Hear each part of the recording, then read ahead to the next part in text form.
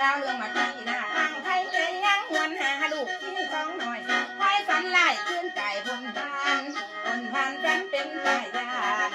ยานขึ้นที่ผ่านมากันมาใจใจให้หิงกว่าเป็นยักษ์เม็ดพันนับว่าลูกกาไปจ่อยขัดหาหน่อยชาลีลูกแม่อย่าแพ้ยาลงไก่ให้เล่นบ้านไก่จงอยู่ไก่ยังพอหรือสีก่อนสินี้ไปมีกันจับอ้อยอ่อนสองหน่อยไว้เด้อล่ะมือแรงแม่มาใครบอกกันไหมอย่าห้องอย่าให้คนเจ้าขอเขา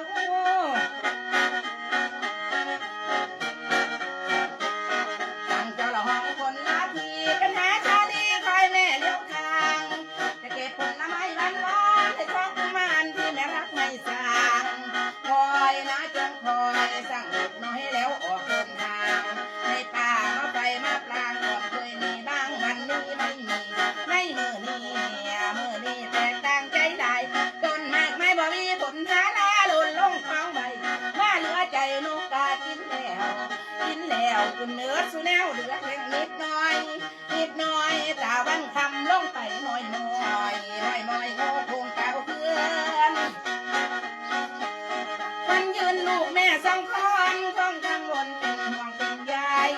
ตะวันเริ่มลอยคอยต่ำก็อย่าบอกคำคิดแทบขาดใจอันนี้ลูกอยู่อย่างไรไม่ลูกมีภัยแม่ไม่เห็นกับตาเป็นเกรรมคุณทำไม่จำก็คือทำมานามันปากกาเที่ยวขอป้านางมาที่ดวนนี้ไปแล้วของเจ้าสันดอนพญาเหลือท่านทอดให้สองน้อยแก่พามหัวยามเรื่องเราตีโอยเก็บแม่เฮาใส่อายพ่อพังใหญ่ดึงเอาสองคนจังมาสี่ย้อนมาที่หน่อยลูกไทยป่าไม้ก็มีเสียทางกันไว้สามทางไม่ให้จับทันการทางหนึ่งก็ยิ่งเป็นสิ่งนั่งงอนนั่งนิ่งน้ำตาไหลผ่านเวทบุตรเป็นเสือจากการสามด้านสี่ด้านเข้ามาผจญนั่งวนกับอาสมควรกลางคืนพอแล้วดึกดื่นที่หลังฟังมาที่สะอื้นผัวเราพอเป็นใส่ควมแถบจะอ้วมเลือดปดน้ำตาหาบุตตาแลนเหนือแลนใต้สงสารหัวใจมาที่เด้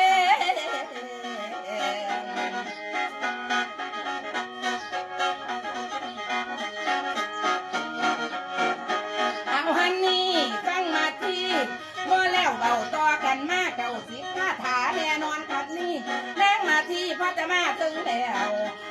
เสียงเอิ่นว่ามาแม่ลูกลามาแม่มาติดอ่อนลาบ่ตอบขอคำเป็นน้ำทำหัวนิดเลยเฉย